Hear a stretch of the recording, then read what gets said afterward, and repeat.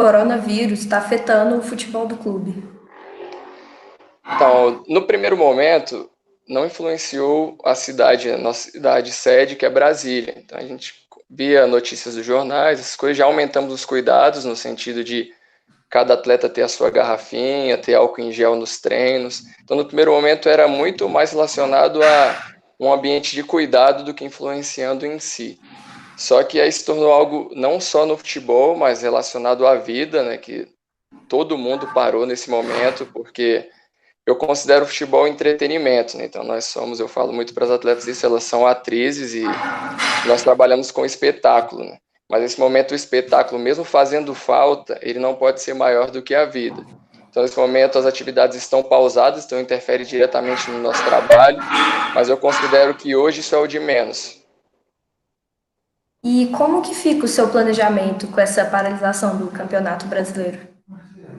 Então, eu tive 2 semanas de treinamentos antes do meu primeiro jogo, e a ideia é que ao longo dos treinos, ao longo das semanas, o trabalho fosse se desenvolvendo da melhor forma. Nesse momento, as atividades estão suspensas, não só na nossa equipe, mas em todas as equipes, então considero que não seja algo que vá prejudicar apenas um, inclusive tanto no masculino quanto no feminino. No mundo hoje, o esporte está suspenso, como outras atividades. Se nosso planejamento a curto prazo é desenvolver atividades à distância com as atletas. Vocês trabalham com a possibilidade do Campeonato Brasileiro Feminino ser encerrado precocemente? Particularmente não.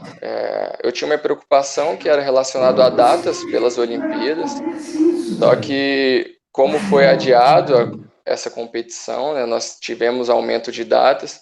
Acho que a maior preocupação mesmo é se os clubes terão algo relacionado ao aspecto financeiro para manter um ambiente durante o ano inteiro, né? Que talvez o planejamento fosse mais a curto, médio prazo. Não sei se os clubes teriam a longo prazo força para manter todos os atletas, se vão ter desmanche em alguns clubes. Então, considerando isso, talvez os clubes até pensem nessa possibilidade de suspender, encerrar a competição. Mas, particularmente, eu considero que terá retorno sim, em breve estaremos nos campos. E como vocês estão trabalhando com as atividades suspensas, né, as presenciais? Como ficam os treinos das atletas?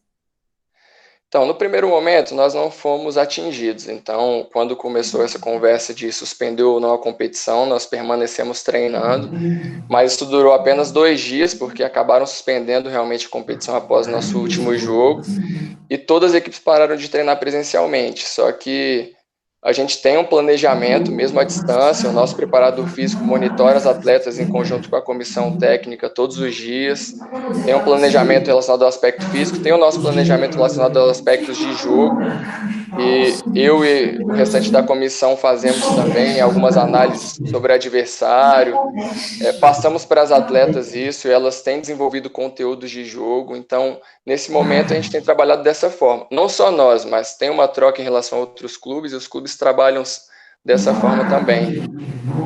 E como você resumiria, como você diria que o coronavírus está afetando o futebol em si no DF? Então eu considero que está afetando a vida, né? Que nesse momento é o mais importante, e voltando ao que eu citei sobre o entretenimento. Nunca o entretenimento será maior do que o aspecto vida. Então eu considero que está influenciando negativamente a tudo, mas que nesse momento é o que se tem que fazer. Ter muito cuidado realmente, a gente trabalha como a gente pode, então é o que a gente passa para os atletas, nós estamos ainda em temporada, então são feitos monitoramentos diários à distância, eu tenho conversado com as atletas, a comissão está sempre se falando.